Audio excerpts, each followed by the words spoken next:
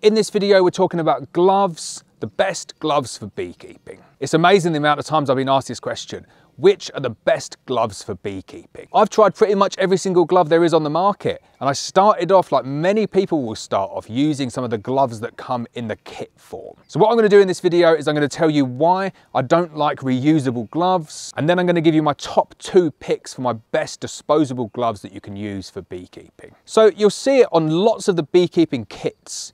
Goat skin gloves, calf skin gloves. There are loads of different types of gloves that you can reuse again and again and again. I started off with these gloves, and I think when you first put them on, you think these are really good. They've got nice gauntlets that go all the way up your arm. You feel that you've got a lot of protection against the bees because the goat's leather or the calf's leather is really nice and thick, and it gives you that sense of confidence to go into your bees and not get stung. The logic is a little bit twisted though, because you've got big, thick, heavy gloves that you're going to reuse again and again and again. They need to be well made, they need to be thick, they need to be durable.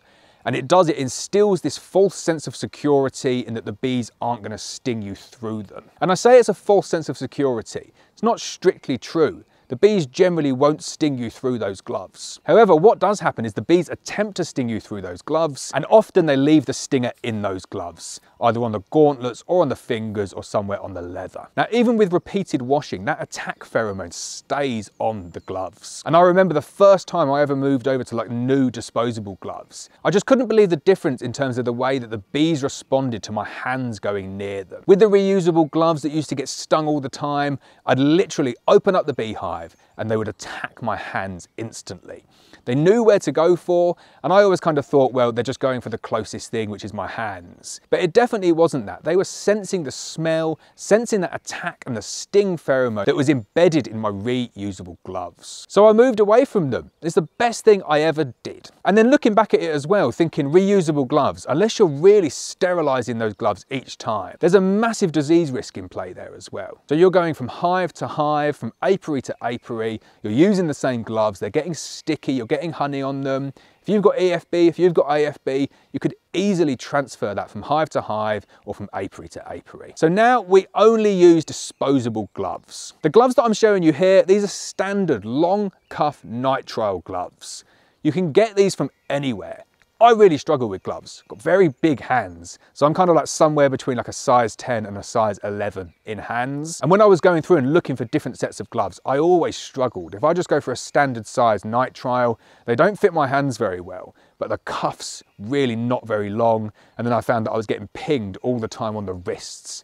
Very, very painful. And it's this leap of faith from going from a very thick, reusable glove that does offer you protection, but makes your bees very angry because they can sense that attack pheromone, moving over to a very thin, a very flimsy glove that offers you little to no protection, but doesn't trigger the bees in the same way. So for me, 9 times out of 10, this is the glove that I end up with now.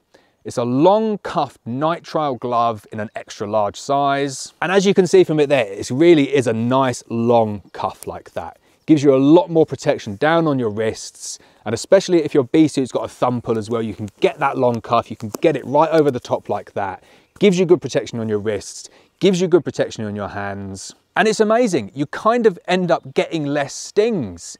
The big benefit is that the bees are just not triggered. They're really not triggered because you've got a new glove for every single hive that you go to. Or for us, we don't do it at every single hive. We treat each apiary as a separate disease site, so we use a single pair of gloves per apiary. That means that if there's a colony that's diseased within a single apiary, we can transfer around diseases within that apiary. But if we were to find a case of EFB or AFB within an apiary, just a single case, we would actually treat the whole apiary. For EFB, for example, we do a shook swarm, and we'd shook swarm every single colony in that apiary. So in the video description, I'll put a little link up where we get our gloves. There's no affiliate fees on it, and I have to say, pretty much any nitrile glove that I've tried that's in the correct size and a long cuffed variant has been absolutely fine. They don't last very long, easily enough to get around kind of like 20 or 30 colonies in a single apiary though. These genuinely have transformed my beekeeping, much better for disease prevention as well, and it just gives you that dexterity to not crush your bees. And this is the other point that I kind of missed out as well. When you've got these big thick leather gloves on, your feeling and your level of dexterity about what's going on those frames is really very blinkered.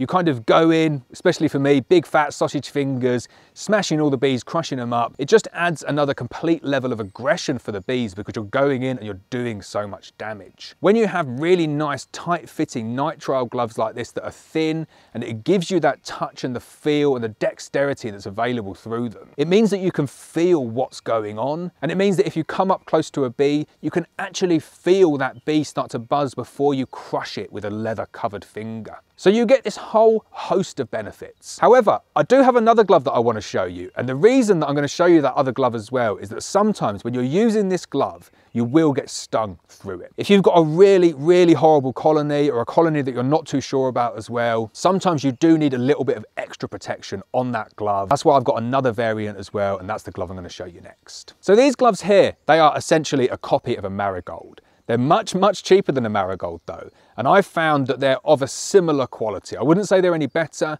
I wouldn't say they're any worse, but they're a lot cheaper. They come in a pack of 12. They come in a big size as well. So if you're struggling for different sizes, I think they come in 4 different sizes. You can get them from Viking Direct, and they're really, really good. You'll see me wearing these a lot when I'm kind of dealing with nasty colonies. I'll open them up now and I'll show you how good they are. So there we go. Got my left-handed glove on as well. And it's really noticeable when you have these on next to a nitrile glove as well, just how much thicker they are on this side. I do not get stung through these gloves. Never get stung through them at all. I often get stung through these. Not much, but like maybe 1 or 2 stings per hive. This gives you the additional protection, but these cost quite a lot more as well. These work out, I think, about 70 or 80p per pair, whereas these ones here, I think they're working out about kind of like 10p per pair. So these are a lot more expensive, but I definitely keep a good store of these within the van just to deal with the horrible colonies as and when they come up. What I like about these ones as well is that you get a really, really long cuff. And I do mean it is a very, very long cuff. And what's great about these ones as well is that you can actually wash them. So if you want to go from hive to hive and then wash your hands in like a soda solution, something to clean it up and to disinfect your hands between hives so that you've not got that disease risk from hive to hive, I find these are a lot better at actually kind of coping with that moisture. Whereas these ones, they start to rip, they start to tear. They don't cope with moisture very well at all. So there you go. I'm not going to bore you anymore about gloves. They're my top 2 picks. A long cuffed nitrile glove, size XL for me. And then I've also got a long cuffed marigold copy from Viking Direct. If you want to see a previous video about a pair of gloves that I used to own that I thought that were amazing at that time, that proved to not be very durable in the long run, check out my BBwear gauntlet video. The gauntlets still absolutely fantastic. I really do like my BBwear gauntlets. Don't need them anymore now that I've got the Ultra Suit, but the actual gloves that were extended onto the end of them, when you start off using them, they're fine, but I never got a single pair through a single season.